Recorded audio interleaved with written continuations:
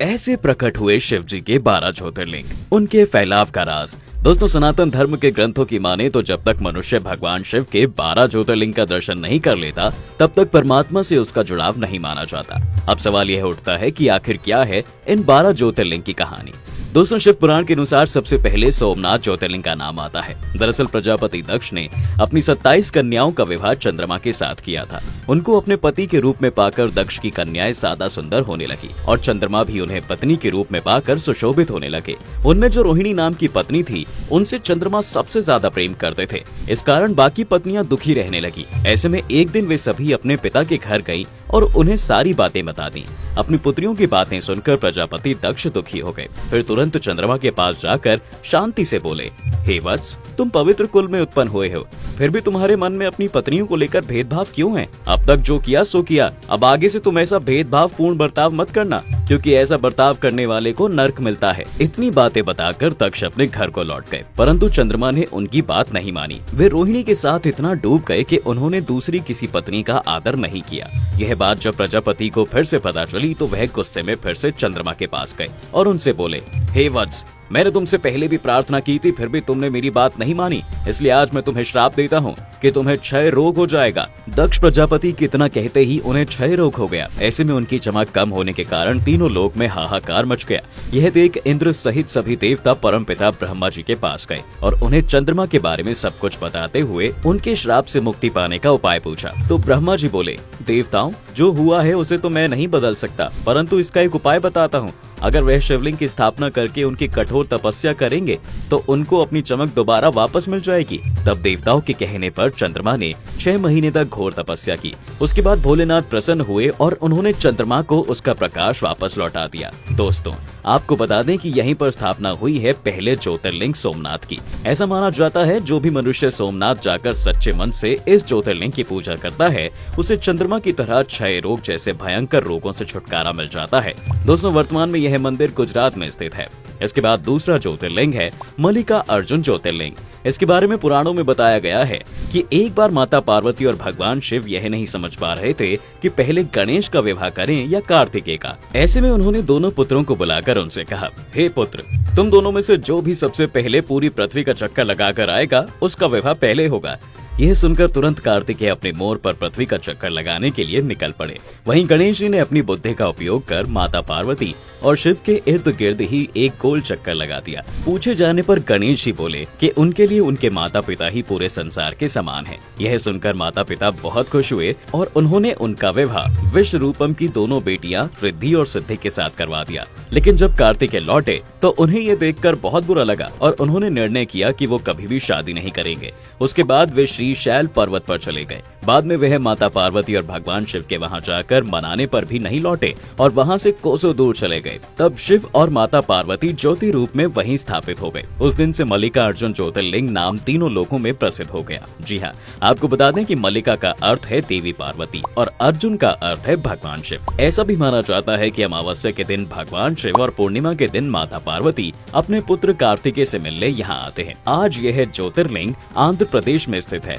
तीसरा प्रसिद्ध ज्योतिर्लिंग है महाकालेश्वर ज्योतिर्लिंग, जो उज्जैन के रुद्र सागर झील के पास बना हुआ है। इसकी कहानी कुछ इस प्रकार है दोस्तों। जब उज्जैन में भगवान शिव के सबसे बड़े भक्त चंद्रसेन नाम के राजा का शासन हुआ करता था, तब वहाँ की प्रजा भी शिव भक्त में मगन रहा करती थी। उन्हीं दिनों एक बार राजा रिपुदमन ने चंद्रसेन के महल पर हमला बोल दिया। उसके साथ मायावी राक्षस दूषण भी था, जिसने वहाँ की प्रजा को मारना पीटना शुरू कर दिया, साथ ही पूरे महल को बर्बाद कर दिया। चारों तरफ हाहाकार मच गया। तब वहाँ की प्रजा ने सच्चे मन से भगवान को याद किया और मदद की गुहार लगाई। ऐसे में भगवान ने उनकी पुकार सुन ली और उन्हें दर्शन दिए, उनकी रक्षा की। उसके बाद उज्जैन के लोगों की प्रार्थना सुनकर भोलेनाथ ने यह फैसला किया कि वह उज्जैन नहीं छोड़ेंगे। तभी से भगवान शिव उज्जैन में महाकालेश्वर ज्योतिर्लिंग के रूप में विराजमान है। ओंकारेश्वर ज्योतिर्लिंग के बारे में बताया गया है दोस्तों कि यह ज्योतिर्लिंग नर्मदा नदी के पास शिवपुरी द्वीप पर स्थित है। पुराणों के मुताबिक यहाँ पर एक बार देवताओं और राक्षसों के बीच भयंकर युद्ध छिड़ गया, जिसमें असुर देवताओं को हराने लगे। फिर यह देख सभी देवता डरने लगे कि अब देवताओं की जगह राक्षसों का राज हो जाएगा। तब अंत में सभी ने भगवान भोलेनाथ से प्रार्थना की कि वो आए और उनकी रक्षा करें। उसके बाद देवताओं की पुकार सुनकर भगवान शिव वहां पर आए और उन्होंने उन राक्षसों को मार दिया। माना जाता है कि इसी वजह से वहां ओंकारेश्वर ज्योतिर्लिंग की स्थापना हुई। उसके बाद सबसे अधिक प्रसिद्ध है केदारनाथ ज्योतिर्लिंग। इसकी कहानी के अनुसार विष्णु जी के नर और नारायण नाम के 2 अवतार हुए जो भगवान भोलेनाथ के बहुत बड़े भक्त थे। इसलिए वो बद्रीनाथ में खुद का शिवलिंग बनाकर उनके सामने बैठकर घोर तपस्या करने लगे। बताया गया है कि दोस्तों उस शिवलिंग पर हर दिन भगवान शिव दर्शन देते हैं। एक दिन भगवान उन दोनों बालकों से इतना खुश हुए कि उन्होंने दोनों से कहा कि वो कोई वरदान मांगे। तब दोनों ने कहा कि हे प्रभु, आप बस इस जगह पर हमेशा के लिए बस जाइए, इसके अलावा हमें कुछ नहीं चाहिए। तब भगवान शिव ने इनकी इच्छा पूरी कर दी और इस प्रकार से शिव जी उसी शिवलिंग में रहने लगे, जिसे आज केदारनाथ ज्योतिर्लिंग के नाम से जाना जाता है। फिर है भीमाशंकर ज्योतिर्लिंग।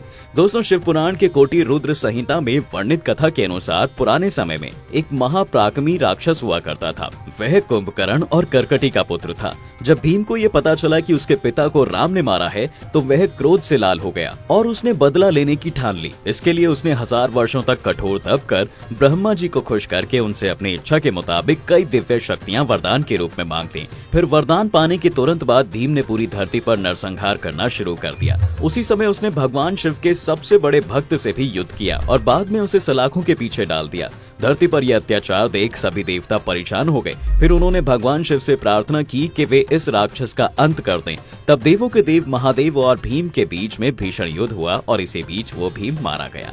उसी समय सभी देवताओं ने भगवान शिव से प्रार्थना की कि प्रभु, आप यहाँ लोगों को सुख देने और उनका कल्याण करने के लिए हमेशा के लिए निवास करें। आप भीमाशंकर के नाम से जाने जाएंगे और सबकी मनोकामनाएं पूरी करेंगे। तभी से भगवान वहाँ ज्योतिर्लिंग रूप में रहने लगे, जो भीमाशंकर ज्योतिर्लिंग के नाम से प्रसिद्ध है। भगवान शिव का 7वां ज्योतिर्लिंग है वैद्यनाथ ज्योतिर्लिंग, जो झारखंड में स्थित है। इसकी कहानी महान पंडित और राक्षस रावण से जुड़ी है। कहानी के मुताबिक एक बार दशानन हिमालय पर भगवान की बहुत कठोर तपस्या करने लगा। उस समय वो अपने सभी सिर एक एक करके शिवलिंग पर चढ़ाने लगा। जैसे ही वो अपना 9वां सिर चढ़ाने वाला था, तभी भगवान प्रकट हुए और रावण से बोले, हे दशानन, मैं तुम्हारे तप से खुश हूँ, तुम मुझसे कोई भी एक वरदान मांग सकते हो। तब रावण ने कहा कि वह चाहता है कि वो उसके साथ शिवलिंग के रूप में लंका नगरी चलें और वहीं रहें।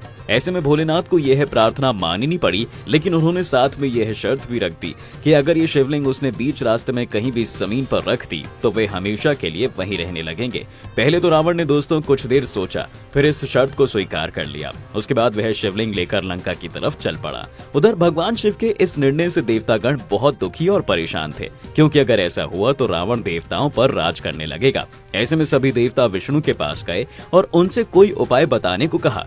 तब उस दौरान विष्णु ने ऐसी लीला रची कि बीच रास्ते में रावण को लघु शंका होने लगी और फिर वो शिवलिंग एक ग्वाले को सौंपकर अपनी लघु शंका मिटाने कुछ दूर चला गया। लेकिन जब उस ग्वाले को लगा कि शिवलिंग का भार बढ़ता जा रहा है तो वह उसे ज्यादा देर तक लेकर खड़ा नहीं रह सका और उस शिवलिंग को वहीं जमीन पर रखकर वहां से चला गया। अंत में शर्त के अनुसार वह शिवलिंग वहीं स्थापित हो गया। दोस्तों यही ज्योतिर्लिंग वैद्यनाथ ज्योतिर्लिंग के नाम से जाना जाता है। काशी विश्वनाथ ज्योतिर्लिंग, यह ज्योतिर्लिंग उत्तर प्रदेश के काशी में स्थित है, जिसकी कथा शिव पुराण में बताई गई है। कथा के अनुसार एक बार जब ब्रह्मा जी और विष्णु जी में इस बात पर बहस होने लगी कि कौन ज्यादा शक्तिशाली और बड़ा है, तो ऐसे में ब्रह्मा जी अपने वाहन पर स्तंभ का सबसे ऊपरी भाग खोजने निकल पड़े। वहीं विष्णु जी निचला भाग खोजने चले गए। तभी उस स्तंभ में से अचानक प्रकाश निकला और उस प्रकाश के साथ शिव जी वहाँ प्रकट हो गए। ऐसे में भगवान विष्णु ने तो स्वीकार कर लिया कि वह अपने कार्य में असफल रहे, लेकिन ब्रह्मा जी ने झूठ बोल दिया कि उन्होंने ऊपरी छोर खोज लिया है। उस झूठ पर भगवान शिव काफी क्रोधित हो गए और उन्होंने गुस्से में ब्रह्मा जी को श्राप दे दिया कि आज से उनकी पूजा कोई नहीं करेगा। दोस्तों ऐसी मान्यता है कि उसके बाद महादेव खुद ही वहां काशी विश्वनाथ ज्योतिर्लिंग के रूप में स्थापित हो गए। त्र्यंबकेश्वर ज्योतिर्लिंग, भगवान शिव का यह ज्योतिर्लिंग महाराष्ट्र के नासिक जिले में स्थित है। शिव पुराण के कोटि रुद्र संहिता में वर्णित कथा के अनुसार पौराणिक काल में गौतम नाम के एक महान ऋषि हुआ करते थे, जिनको भगवान वरुण से ये वरदान मिला था कि उनको कभी भी अनाज की कमी नहीं होगी। लेकिन बाकी के कुछ देवताओं को इस बात से जलन होने लगी, तो उन्होंने एक षड्यंत्र रचा और एक गाय को उनके अनाज के पास छोड़ दिया। फिर ऋषि ने उस गाय को अनाज खाते हुए देखा, गुस्से में आकर उसकी हत्या कर दी। लेकिन बाद में जब उन्हें अपनी गलती का एहसास हुआ तो उन्होंने भगवान शिव की भारी पूजा की और उनसे प्रार्थना की कि हे भगवान, मुझे इस पाप से छुटकारा दिला दीजिए। तब महादेव ने जटा में रहने वाली देवी गंगा से कहा कि वे जहां ऋषि पूजा कर रहे हैं वहां से होकर निकले, जिससे उनके सभी पाप धुल जाएं। इस प्रकार से भगवान नासिक में त्र्यंबकेश्वर ज्योतिर्लिंग के रूप में स्थापित हो गए। भगवान शिव का 10वां ज्योतिर्लिंग है दोस्तों नागेश्वर ज्योतिर्लिंग। यह ज्योतिर्लिंग कृष्ण की नगरी द्वारिका में स्थित है। यहाँ के लोगों का मानना है कि ये ज्योतिर्लिंग सभी प्रकार के नकारात्मक शक्तियों के प्रभाव से सुरक्षित है और यह ज्योतिर्लिंग भी एक भक्त की कृपा से ही द्वारका में स्थापित हुआ था। जी हाँ, कहानी के अनुसार पौराणिक काल में एक बार द्वारका नाम के राक्षस ने शिव भक्त सुप्रिया को बंदी बना लिया और उसको उस बंदी गृह में डाल दिया, जहां उसने पहले से ही काफी सारी महिलाओं को बंद करके रखा था। तब वहां पहुंचने के बाद सुप्रिया ने सभी को ओम नमः शिवाय का जाप करने को कहा। फिर जैसे ही राक्षस द्वारका को इस बात का पता चला तो गुस्से में वह उसको मारने निकल पड़ा और जब वह सुप्रिया को मारने उसके पास जा पहुंचा तभी महादेव प्रकट हुए और उन्होंने उस दुष्ट राक्षस को मौत के घाट उतार दिया। इस प्रकार से सबकी सहमति पर द्वारका की धरती पर ज्योतियों की स्वामी नागेश्वर ज्योतिर्लिंग स्थापित हुआ। उसके बाद नाम आता है रामेश्वर ज्योतिर्लिंग का। पुराणों के अनुसार इस ज्योतिर्लिंग की कथा कुछ इस प्रकार है दोस्तों कि जब भगवान श्री राम पूरी वानर सेना के साथ यह विचार कर रहे थे कि वह समुद्र को पार कैसे करेंगे, तभी उन्हें भगवान शिव का ध्यान आया और वह एक शिवलिंग बनाकर भगवान की पूजा करने लगे। वह उनसे कहने लगे, हे प्रभु, आपको मेरी सहायता करनी चाहिए। आपकी सहायता के बिना रावण पर विजय पाना कठिन है, क्योंकि वह आपके दिए गए वरदानों के कारण हर तरह की शक्ति से भर चुका है। इतना कहने पर जब भगवान ने दर्शन नहीं दिए तो वह जय शंकर का जाप करके ध्यान लगाने लगे।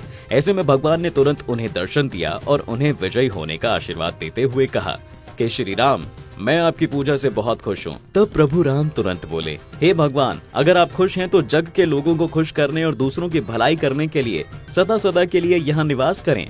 श्री राम के ऐसे कहने पर भगवान शिव महा ज्योतिर्लिंग के रूप में स्थापित हो गए।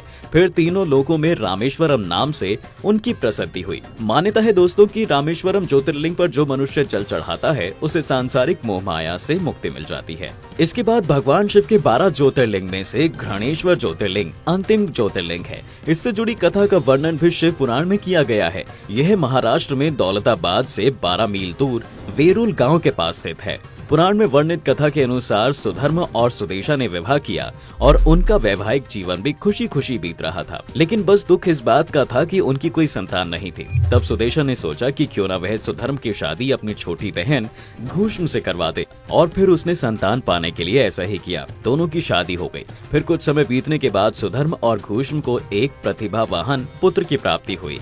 लेकिन सुदेशा को ये बात खटकने लगी और देखते देखते उसकी जलन इतनी बढ़ गई कि एक दिन उसने मौका पाकर उस बालक को झील में फेंक दिया। दरअसल वहीं सुधर्म ने 101 शिवलिंग अर्पित किए थे। जब अपने पुत्र की ये खबर सुधर्म को मिली तो वह झील के पास जाकर भोलेनाथ को हाथ जोड़कर दुखी मन से याद करने लगा और अपने बालक को वापस पाने की गुहार लगाने लगा। तब महादेव प्रकट हुए और उन्होंने न सिर्फ सुधर्म को उसका पुत्र लौटाया बल्कि उसकी प्रार्थना पर उन्होंने सुदेशा को भी उसके पाप के लिए माफ कर दिया। सुधर्म की ऐसी भक्ति देखकर भोलेनाथ बहुत प्रसन्न हुए दोस्तों और उसको आशीर्वाद देते हुए भगवान शिव उसी स्थान पर वहां के लोगों की रक्षा के लिए घृणेश्वर ज्योतिर्लिंग के रूप में स्थापित हो गए। तो दोस्तों 12 ज्योतिर्लिंग की कथा यहीं समाप्त होती है। अगर आप भी पुराणों से जुड़ी ऐसी पौराणिक कथाओं के बारे में जानते हैं तो हमें नीचे कमेंट करके जरूर बताएं।